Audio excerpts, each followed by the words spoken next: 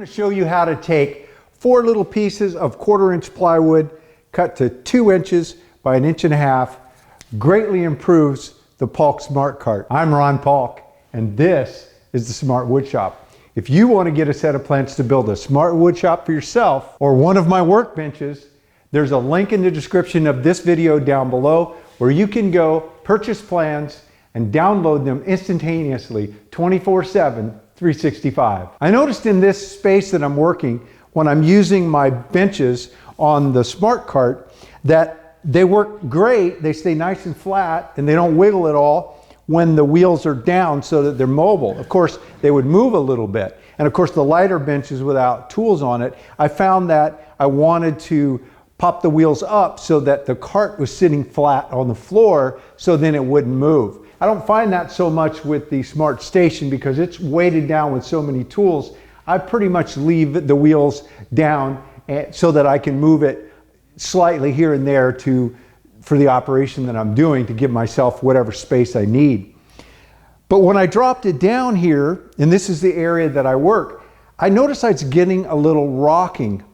And I thought, man, when I built this cart, and it was happening pretty much with this cart, which was the prototype, the first one I built, and I haven't done a lot of testing with that one again because it's over there and the wheels are usually down so the cart is not actually sitting on the floor.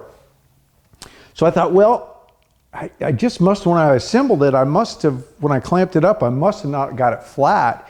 And so I kept playing with it and realized again, when the wheels are down, I just had those 4 contact points, that I wasn't getting any rocking at all. When I was getting the rocking, I could pop the wheels back down and move it around and pop them back up and then get it so that it wasn't rocking. And so it started to confuse me a little bit, thinking, well, why here and not there? So I got to thinking, well, maybe it's not the bench or the cart at all. Maybe it's the floor. And so I discovered that this beautiful concrete floor here wasn't poured all that flat. Normally when you pour a garage floor, there's a slope in it about 1/4 inch per foot so that water runs out so you can hose it out. And of course, if you bring a vehicle in with snow, you get the runoff toward the door. So I don't care about that. It doesn't matter because as long as it's sloping, as long as the floor is flat and it just is sloping, then if there's a bench uphill, they're still going to be in plane with each other. I don't need my benches level. I need them in plane with each other when I'm working with them together. Well, I got out my 8-foot level and I started checking this area, and sure enough, I found a big hump right here. So realizing that it was the floor, but the floor wasn't interfering or causing it to rock when I had the wheels down and I just had those 4 contact points, I decided to mimic that on the bottom of the cart. So I decided to add 4 contact points on the bottom of the cart so that the bottom of the cart would actually be elevated a little bit. I wasn't sure how high I was going to have to jack the cart up off the floor to account for this. So I started with 1/4 inch, and I just took a 1/4 inch piece of plywood, I ripped it to 1.5 inches wide, and then I cut them to 2 inches long. And then I screwed them on the 4 corners and have tested it all over in every direction, and I don't get any rocking of the bench when it's sitting on these pads. So I don't need to go thicker. I thought, well, maybe I'd have to go 1/2 inch.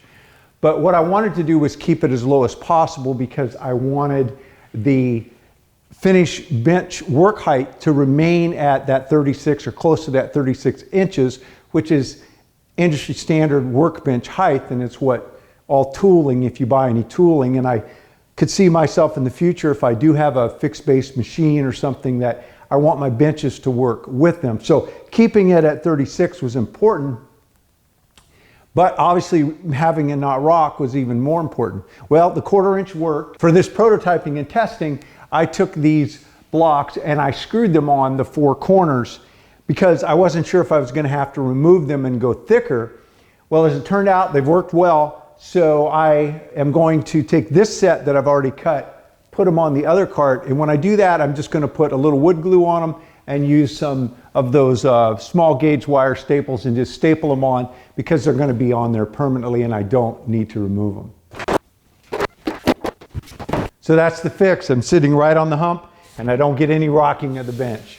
Hey, if you enjoyed this video, if you've learned anything, if you'd like to see me make more, then be sure to give me a thumbs up and subscribe. And remember, when you subscribe, to ring that bell so you'll know when I put up a new video. And if you get a chance, share my channel with somebody you know. Hey, thanks for dropping into the Smart Wood Shop. You stay safe and have a great day.